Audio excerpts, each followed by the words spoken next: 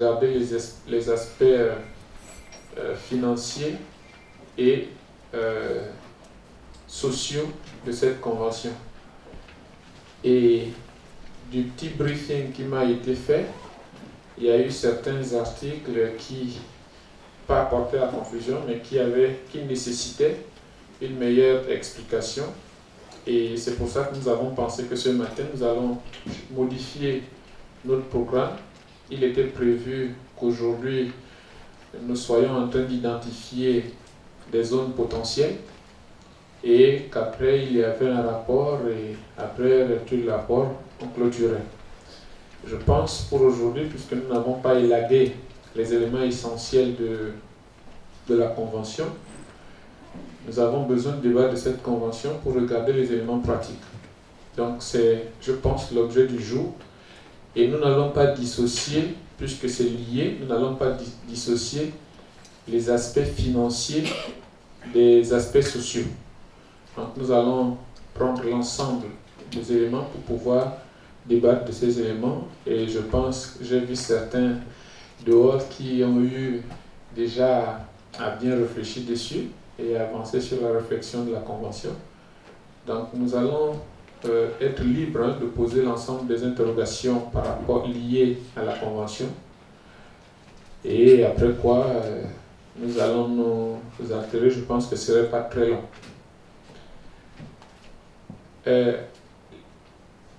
Pour commencer, ce serait d'abord de présenter l'objet et surtout le mécanisme financier que nous avons choisi pour le développement des collectivités locales. C'est essentiel. Hier, j'ai entendu dire, et je le savais, rassurez-vous, et j'ai dit à certains d'entre vous qu'après explication, on tombera certainement d'accord sur certaines choses. Et ces explications, nous allons les apporter. Pour commencer, il faudrait que nous notions que l'objectif du cabinet, c'est le développement local. Et lorsque nous entendons développement local, ça signifie construire l'intérieur et surtout accorder un pouvoir d'achat aux populations. C'est essentiel pour nous. Il faudrait que nous arrivions, puisque aujourd'hui on parle de lutte contre la pauvreté, il ne faut pas que nous nous arrêtons à des mots.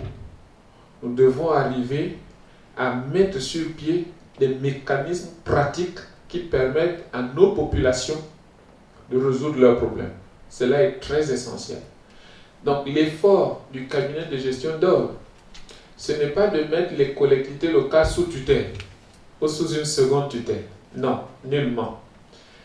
Je ne voudrais pas commencer de suite par là, mais juste un détail important. Lorsqu'il s'agit hier de l'article 5 qui parle de la gestion des zones économiques, des zones d'investissement, je voudrais préciser qu'il s'agit de la gestion, pas de la propriété. Deux choses qui nécessitent d'être différenciées.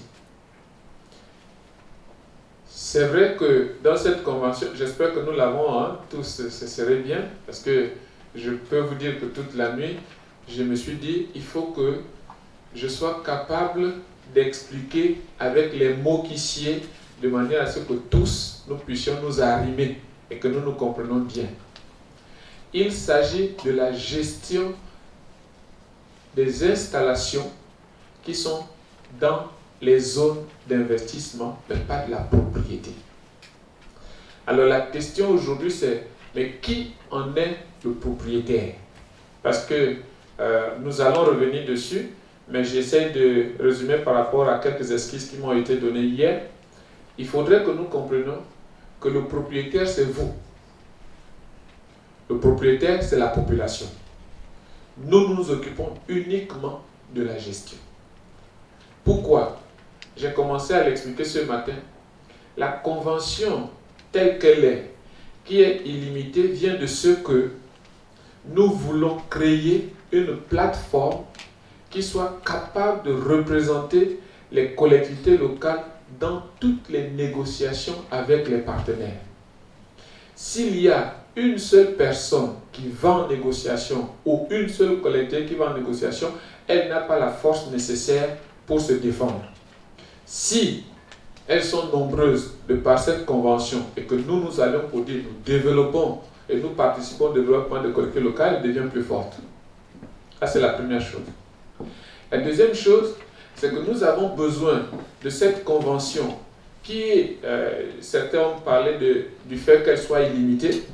On ne peut pas avoir cette convention qui soit limitée à 2 ans, 3 ans, et je l'ai expliqué à certains. Si on présente une convention qui nous le 2 ans, 3 ans, le banquier va dire, si je vous donne un prêt sur 10 ans, elle devient quoi? En réalité, elle devient caduque la convention. C'est pour ça qu'il est dit dans cette convention que toutes les zones d'investissement sont signées par le président ou de la commune ou du conseil départemental, mais c'est une décision. Et nous savons qu'à l'intérieur de la décision, c'est consenti en articles. Article 1, article 2, article 3, et chaque article est un élément négocié. À partir de ce moment, on n'a pas de souci particulier. C'est comme la loi et les décrets. La convention, c'est les éléments globaux. Mais la décision devient un élément d'applicabilité concret sur le terrain qu'il faudrait adapter à la convention. Donc je voulais élaguer ces quelques éléments que nous avons vus hier avant de demander à chacun de nous de dire ce qu'il pense de cette convention. Seulement ce matin, je me suis donné un devoir d'arriver avec la loi relative à la décentralisation, la loi actuelle, pour qu'ensemble, nous regardions ce qui est dit dans la loi et ce qui peut être fait dans le cadre de cette convention. Parce que parfois, chacun de nous peut comprendre les choses différemment. Moi, je le comprends de façon technique. Quand je prends la loi, je regarde ce qui m'importe. Ce qui m'importe dans le cadre de la proposition que je fais, c'est tout ce qui est ressources. Donc, au niveau du pouvoir des conseils, du pouvoir des présidents, ça c'est à vous. Hein? Ça vraiment, même si je sais quel est le pouvoir du président, je ne suis pas le président pour exercer ce pouvoir. Mais au moins, je sais qu'au niveau des ressources, lorsque je regarde, et je me suis attelé ce matin, c'est à partir de l'article 159 quand on parle des assiettes, des ressources et des assiettes des impôts. Et j'ai noté 2 choses ou 3 choses essentielles. À l'article 152, il est dit les ressources propres, parce qu'à l'intérieur, au niveau des ressources, on parle de ressources propres, on dit, article 150, les ressources alimentent les budgets et les états spéciaux des collectivités locales sont constitués par les ressources ordinaires et les ressources extraordinaires. 151, les ressources ordinaires de collectivités locales sont constituées des ressources propres et de la dotation globale de fonctionnement allouée par l'État. Donc en fait, vous avez 2 éléments à différencier au niveau du budget. Il y a des ressources propres que vous par vos activités, hein, vous générez, et il y a la subvention de l'État. Et je pense qu'il faut différencier les 2 choses au niveau de la gestion et de la décision. En matière de ressources propres, on dit que les ressources propres sont constituées 1. Des rémunérations des prestations de services, 2. Des taxes et des droits locaux, 3. Des impôts locaux, 4. Des produits financiers, 5. Des ristournes du budget général de l'État. Et là, on cite quels sont les éléments de base de ces ristournes.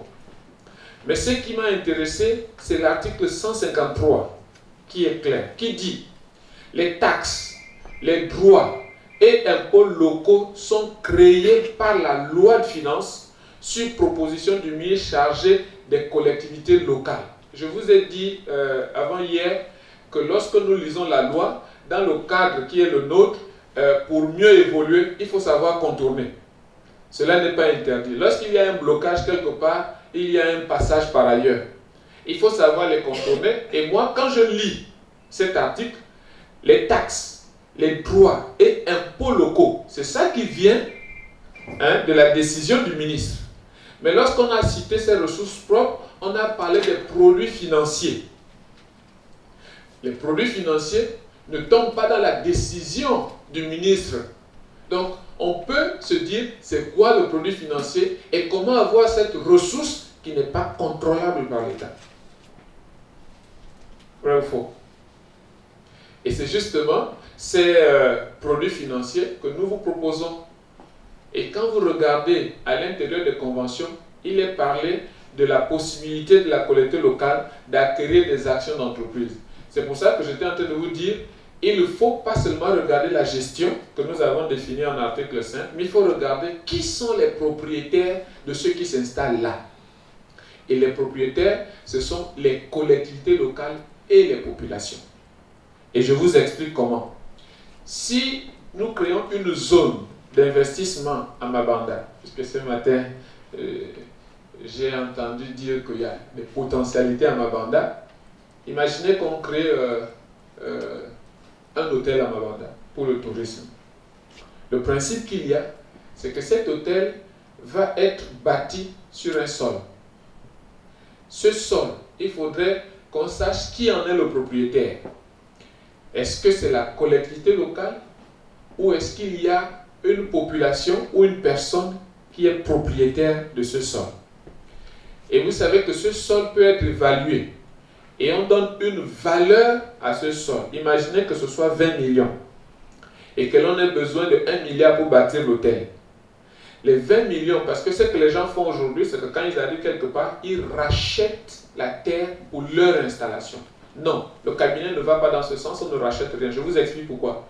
Parce que si vous allez voir quelqu'un à qui vous achetez une terre, surtout en province, même si vous lui donnez 100 millions, je crois qu'en un an, il aurait dépassé les 100 millions et qu'il n'aura pas réinvesti pour rendre productif. Donc, il devient plus pauvre qu'avant. Parce que 100 millions, il va rêver de s'acheter une voiture, il va rêver de marier 5 voitures. Voilà, même les prendre les 4. Il a une, il va marier les 4 autres et il va dépenser cet argent en peu de temps. Et ce qui va se passer, c'est que comme il n'a pas investi, en fin de compte, cet argent va s'assécher. Donc il n'aura plus rien. Et il aura mis des charges sur lui. Cette voiture devra être entretenue, il ne peut plus l'entretenir. Les femmes devront être entretenues, il ne peut plus l'entretenir. Les enfants devraient... Et donc, ça devient un problème pour lui. Et il réalise qu'il n'a plus d'argent. Et en plus, il n'a plus de terre. Et donc, il s'est fait ruiner. Mais je peux vous dire qu'à partir de ce moment, le premier ennemi pour lui, c'est vous. Le premier ennemi pour vous, pour lui, c'est vous. Et là, il vous torpille de toutes les manières possibles. De toutes les manières possibles. Donc, pour éviter cette situation, nous disons que plutôt que d'acheter, d'exproprier, dans le cas qui est le vôtre, il vaut mieux évaluer ce sol et faire participer au montant du sol au capital de la structure. Ça signifie que sur ce 1 milliard de capital, la personne qui est propriétaire du terrain a pour 20 millions, si le terrain a une valeur de 20 millions, 20 millions de la part de 1 milliard de capital. Il reste propriétaire. Il ne perd pas ses droits de propriété parce qu'il participe simplement. Le jour qu'il dira je suis ça, bon, ça se négocie, ça se voit. C'est la même chose avec la collectivité. La collectivité dit voici ce sol, il est à moi. Il est à moi. Qu'est-ce que vous voulez mettre dessus? Voici ce que nous voulons faire. Nous évaluons la valeur du sol et ça devient votre participation à l'intérieur de la structure qui est créée sur ce sol. Vous êtes copropriétaire. Et c'est ça qui produit ce qu'on appelle des produits financiers. C'est de là que sont générés les produits financiers dont vous êtes propriétaire. Et cette entreprise qui s'installe là, vous en êtes le propriétaire. Et l'autre part sera acquise par les populations. Parce que ce que nous voulons aujourd'hui, c'est qu'il faut que nos populations participent au développement local. C'est qu'aujourd'hui, il ne l'est pas. Mais je vais du principe que moi j'ai ma grand-mère qui avait beaucoup de pièces de pagne dans sa maison qu'elle ne portait pas, mais que quand quelqu'un venait, elle faisait quand même cadeau. Ou quand nous on venait, elle nous montrait toutes les pièces de pagne qu'elle avait. Ça a une valeur. Il suffit de revendre ça plutôt que de stocker ça et de gaspiller. Ben, il faudrait faire un travail de sensibilisation pour amener la personne à comprendre qu'il faut investir. Or, vous savez, ou nous savons qu'une action est un patrimoine. Et c'est pour ça qu'avec les partenaires financiers, l'objectif c'est de négocier que ces actions-là, qui sont un patrimoine, soient donc retenues dans le cadre des garanties pour l'accès au crédit. Cela n'est possible que s'il y a un maximum de personnes qui adhèrent à la convention et qui rendent solide la chose. Donc c'est technique, mais cette technicité emmène au développement local. Parce que les populations, si un hôtel est érigé et qu'on dise à la population que vous pouvez acheter des actions, au départ ils ne comprendront pas. Mais on va multiplier les éléments de communication. C'est pour ça que nous avons également besoin de la participation des présidents des collectivités locales pour rendre cela possible. Les premiers propriétaires de tout investissement dans les zones d'investissement, ce sont d'abord vos populations. Ce n'est pas ceux de l'extérieur. Le mécanisme que nous avons choisi, si nous sommes accompagnés par les banques, c'est que les banques vont procéder à un préfinancement. Ça signifie qu'il y a un projet, on dit ok, ce projet coûte tant, la banque accepte de le financer. Une fois qu'il est financé et qu'il existe déjà, si vous dites aux gens de venir acheter des actions, ben, tout de suite ils vont courir parce que ça existe déjà. Mais au fur et à mesure que les gens vont s'habituer à acheter sans voir, ben, ça va faire évoluer le développement des collectivités locales. Donc voilà un peu ce que je voulais apporter avant qu'on ouvre les débats pour que ce soit un peu plus clair. Est-ce que par rapport à ce que je viens de